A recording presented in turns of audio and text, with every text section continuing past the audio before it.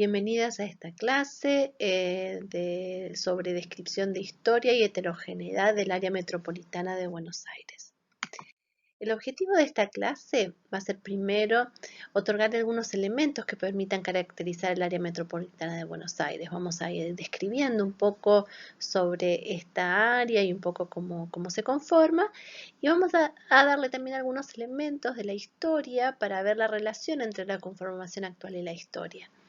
En este proceso, a medida que vayamos describiendo el Gran Buenos Aires, le vamos a dar algunos elementos que le sirvan para su trabajo, tanto en lo que es la historia y la descripción del Gran Buenos Aires, así como también algunos conceptos claves que van a ser útiles para ustedes a la hora de hacer sus trabajos. Por ejemplo, medición de pobreza, diferencia entre villa y asentamiento, entre otros. Cuando se habla de esta zona del Gran Buenos Aires se utilizan distintas palabras que no son necesariamente sinónimos. Conurbano bonaerense, área metropolitana de Buenos Aires, Gran Buenos Aires, hacen referencia a una región que tiene que ver con lo que es la ciudad de Buenos Aires, antiguamente la capital federal, antes de que fuera una ciudad autónoma, y los partidos o ciudades que están alrededor de esta ciudad, ¿sí? Que en realidad, si bien los diferencian la ciudad de Buenos Aires de lo que es el Gran Buenos Aires, a que pertenecen a diferentes jurisdicciones, en el sentido que la ciudad es autónoma y tiene sus propias normativas, su propia policía, etc. Y lo que es conocido como el Gran Buenos Aires pertenece a la provincia de Buenos Aires, tienen muchísimos elementos en común, lo cual los hace ser un solo conglomerado. O sea, es muy difícil desarrollar, por ejemplo, en este contexto, políticas de COVID o de prevención en un área donde la circulación es permanente porque no hay una barrera muy definida. Con el zona sur hay un río, pero después con el resto del oeste y el norte hay apenas una avenida, con lo cual es una sola, para muchos elementos sanitarios, etcétera, debe ser visto como una región. Ahora, cuando hablamos del área metropolitana, generalmente se incluye la ciudad de Buenos Aires y el resto de los partidos. Cuando se habla de Gran Buenos Aires, se habla de lo que son los partidos o las ciudades alrededor de la ciudad de Buenos Aires, sin incluir lo que es la ciudad de Buenos Aires o capital federal. Conurbano bonaerense sí está más asociada a la idea de Gran Buenos Aires. ¿Sí? En este dibujo podemos ver algunos elementos. En el verde está la ciudad de Buenos Aires, en el verde un poquito más, el verde oscuro, en el verde un poquitito más claro son las áreas que claramente son del área metropolitana de Buenos Aires. La ciudad del verde son los conglomerados alrededor, que en algunos momentos se le incluye, y después está el Gran La Plata, que está en violeta. Si vemos la conformación de esta región del área del Gran Buenos Aires, vemos que es bastante heterogénea en su interior, ¿no? Y si vemos estos dos mapas que podemos visualizar, podemos identificar que siendo el verde la zona más rica, con menor nivel de pobreza, y la zona roja o azul como de mayor nivel de pobreza, que tienen que ver con asentamientos, podemos identificar claramente al menos tres elementos claves. El primero es que la ciudad de Buenos Aires, en términos generales, es menos pobre. Otro elemento que muestra claramente lo que vemos en pantalla es que la zona norte es también menos pobre que la zona sur, tanto de la ciudad de Buenos Aires como de lo que es el Gran Buenos Aires. Si uno recorre de alguna forma de la ciudad para el norte, vemos que están los partidos de Vicente López, San Isidro, con un menor nivel de pobreza.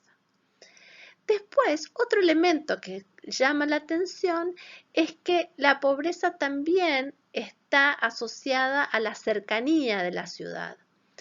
Cuanto más cercano estoy a la ciudad, es menos nivel de pobreza. Cuanto más me alejo de la ciudad, mayor el nivel de pobreza. Y después otro elemento que llama la atención es que si ustedes pueden ver que quizás en el mapa de la derecha se puede ver más claramente, hay ciertas avenidas o como que coinciden con vías de trenes o accesos a la ciudad, que muchas veces son también las zonas más altas, que también coinciden con, en el mapa de la izquierda, con zonas de menor nivel de pobreza. Esto tiene que ver con la historia y cómo se fue conformando la ciudad, pero también tiene que ver con las posibilidades de acceso, porque como ustedes saben, la ciudad de Buenos Aires es el centro no solo de esta región, sino de todo el país, con lo cual tener buen acceso a la ciudad, transporte, ya sea para el trabajo, para otros elementos, constituye algo que le da valor a la tierra. Por lo tanto, son zonas más valoradas económicamente y que tienen un menor nivel de pobreza. Acá vemos otro mapa que tiene que ver con un criterio, una forma de medición que se llama el mapa de las necesidades básicas insatisfechas.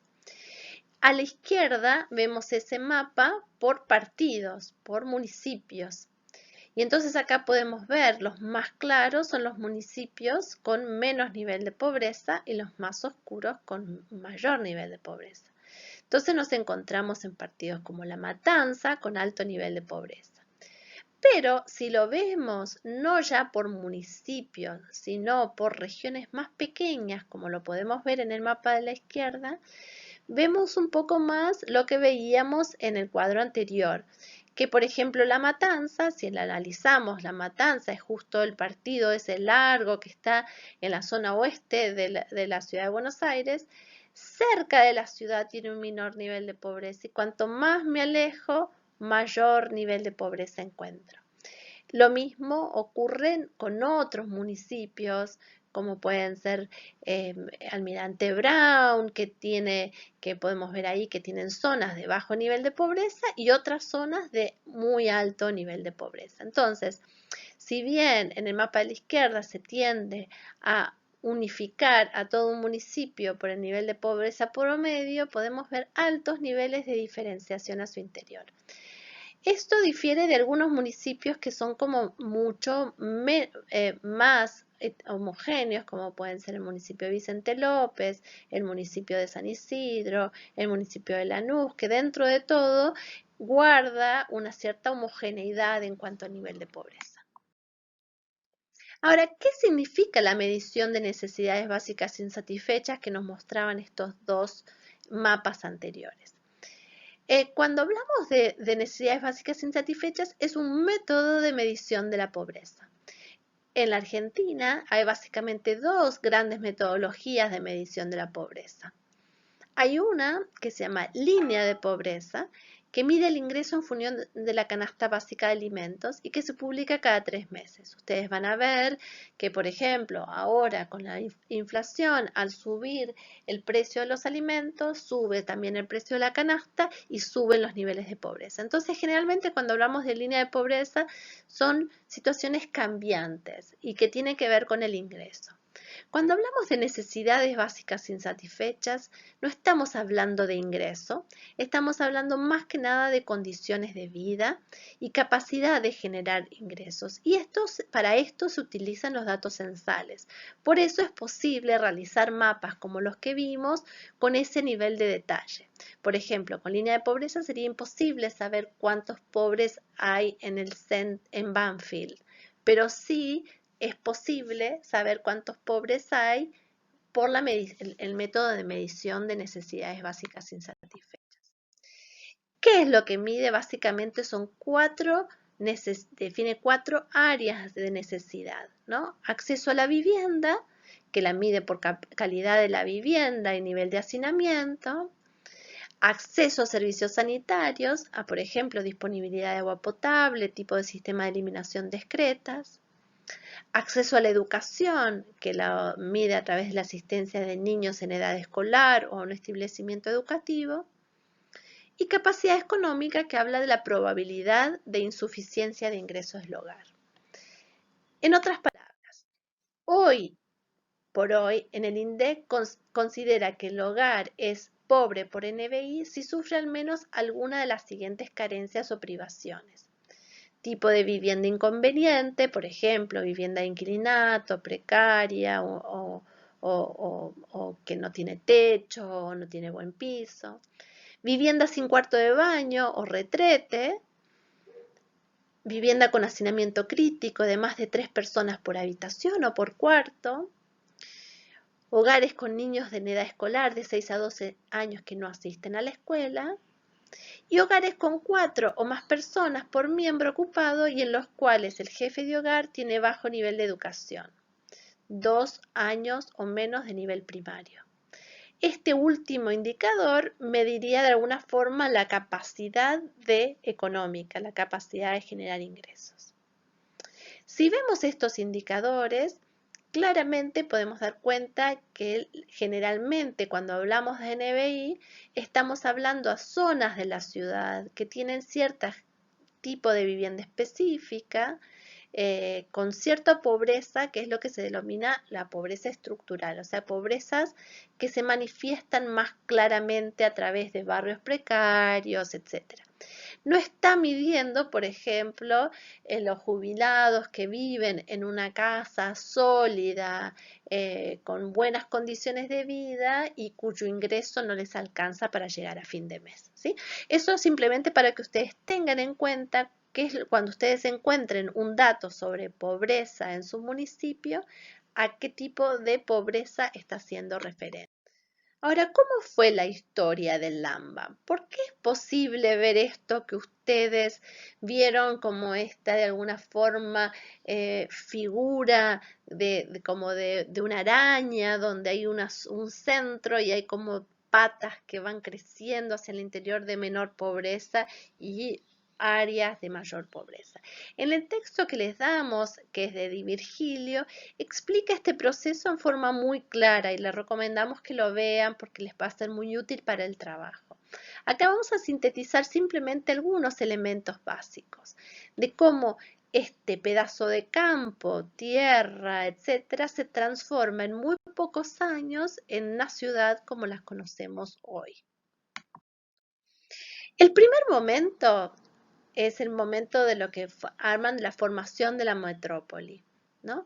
Estos eran terrenos, si a ustedes les interesa la historia o la geografía, pueden ver que eran terrenos que eran campos, ¿no? Que fue la ciudad de Buenos Aires, fue como el epicentro, que desde ahí hasta 1880, 1890, básicamente la mayor población se centraba en un área muy reducida de lo que hoy conocemos como la ciudad de Buenos Aires, que es más o menos desde el centro hasta la calle Callao, hasta Santa Fe y hasta Avenida San Juan, una ciudad pequeña, y después pequeños conglomerados como Flores, Belgrano, San Isidro, ¿no? Diferentes como pequeños conglomerados alrededor de la ciudad. Lo que ocurre es, con la ley de inmigración, empieza a haber una inmigración muy masiva que empieza a demandar una cantidad de nuevos lugares de residencia que no dan abasto, y eso hace que haya una mayor demanda de población y que esa población sale de lo que era la ciudad buscando lugares hacia fuera de la ciudad, lugares un poco más económicos.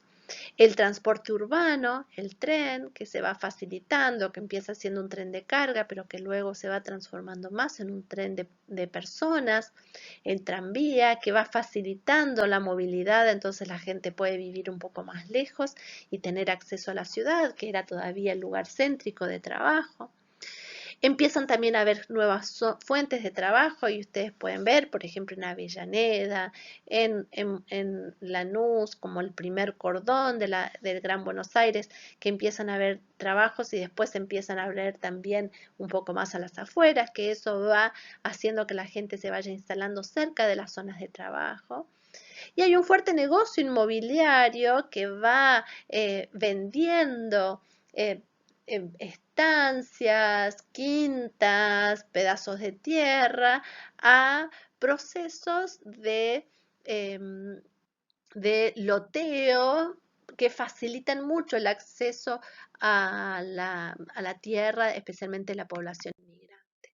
Entonces, acá en esta primera etapa podemos ver ciertas problemáticas de vivienda como los inquilinatos, los conventillos que se instalan en la zona de la Boca, como nosotros todos sabemos.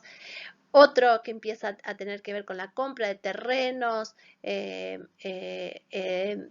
construcción en el más Gran Buenos Aires, y muchas veces también estos procesos de construcción se dan alrededor de ciertos orígenes. Entonces es posible, por ejemplo, especialmente en lo que es Avellaneda, Lanús o incluso en Lomas de Zamora, encontrarse con pequeñas zonas de personas de un mismo origen, ucraniano o de un pueblo de Italia, que se van instalando en ciertas áreas, muchas veces incluso en procesos de autoconstrucción colectivos, donde se ayudan mutuamente a construir sus casas cuando llega un nuevo paisano. Acá podemos ver como una propaganda de un loteo de Lanús que fueron muy comunes hacia 1900, 1930. En la clase que viene vamos a ver sobre el papel de las organizaciones sociales en esta conformación de las ciudades, que fue muy importante, la sociedad de fomento, los clubes deportivos, las bibliotecas populares y también las organizaciones de inmigrantes. Un segundo momento es la expansión de la metrópoli, que acá ya la migración no es un tanto la migración internacional, sino un proceso migratorio adentro del territorio a través de lo que fue todo el proceso de la industrialización por sustitución de importaciones, como veíamos el cuatrimestre pasado, y que tiene que ver con esta enorme cantidad de inmigrantes que vienen del interior, como se llama, del país, hacia la ciudad de Buenos Aires, movilizados por la crisis en el campo, pero también por el nuevo demanda laboral que genera la industria. En este proceso también hay nuevas estrategias de acceso a la tierra urbana y vivienda a través de programas de vivienda, a través de todo lo que fueron los gobiernos, el gobierno de Perón y grandes programas de acceso a la vivienda. Y también el transporte se desarrolla mucho más, ¿no? A través de otras formas de transporte, ya no solamente el tren, el tranvía, sino también a través de colectivos, etc. Y acá crece lo que se denomina segundo o tercer cordón de Buenos Aires, que son estas zonas ya un poco más alejadas a la ciudad de Buenos Aires y que empiezan a crecer fuertemente en este periodo.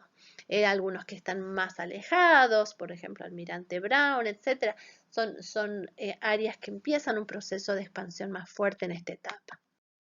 En esta etapa también lo que surgen son el surgimiento de las villas, que se las llaman villas de emergencia, porque son vistos como lugares de residencia transitoria de algunos trabajadores que cuando llegan a la ciudad y no tienen dónde vivir, viven en estos lugares como una forma para acceder a otro lugar que les fuera de mejor calidad. Muchas veces generalmente son ocupaciones de tierra en forma irregular, donde las personas que viven ahí no siguen, digamos, donde la construcción en esos lugares no sigue la trama urbana propia de la ciudad, que tiene que ver con calles, con alumbrado, con tendido de electricidad, etcétera, sino que ocupan pedazos de territorio que tienen su propia lógica y su propio, digamos que arman como guetos dentro de lo que es la ciudad, como espacios cerrados.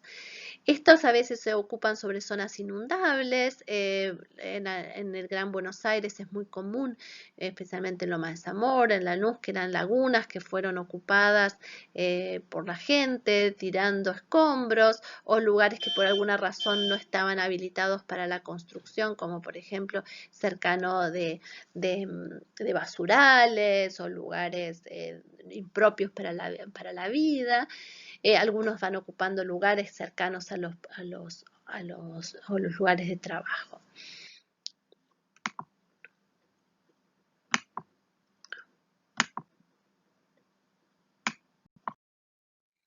Un tercer momento es la crisis económica y la transformación urbana.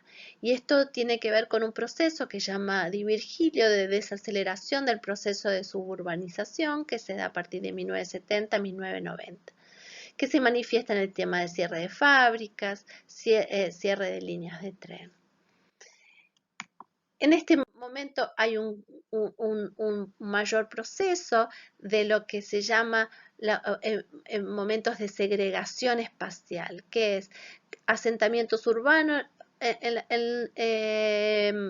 el caso de la izquierda podemos ver asentamientos urbanos en zonas un poco más perirurales, que son como en cierto sentido, como decíamos, como guetos o nuevos espacios separados de la ciudad, pero también eso coexiste con el surgimiento y el crecimiento que se da en esta etapa y se va a seguir dando después de otras zonas que son segmentadas también de la ciudad separados, como son los barrios cerrados o los countries. En este caso lo que podemos ver es Nordelta, que si bien crece un poco más después, tiene que ver con una tendencia a esta segregación espacial donde los pobres empiezan a vivir mucho más en zonas segregadas y los ricos también empiezan a vivir en zonas segregadas y separadas de la ciudad. Esto se va en estos dos mapas donde a la izquierda ustedes pueden ver lo que son los countries o los barrios cerrados que van creciendo en la ciudad, y a la derecha pueden ver los asentamientos o las ocupaciones irregulares que también se van creciendo dentro del Gran Buenos Aires. Ahora, ¿qué es una villa y qué es un asentamiento? Cuando hablamos de villa asentamiento, ¿estamos hablando de la misma cosa? En realidad no. Las villas y asentamientos en los dos casos se refieren a ocupaciones irregulares de la tierra, pero están haciendo cuenta a dos procesos muy diferentes. Por ejemplo, las villas surgen en un periodo de posibilidades, como vimos ahora, en un proceso de crecimiento, surgen en la época de la sustitución de importaciones, mientras los asentamientos surgen después al final de la dictadura, en la década de los 80, y tienen que ver con un periodo de crisis aguda.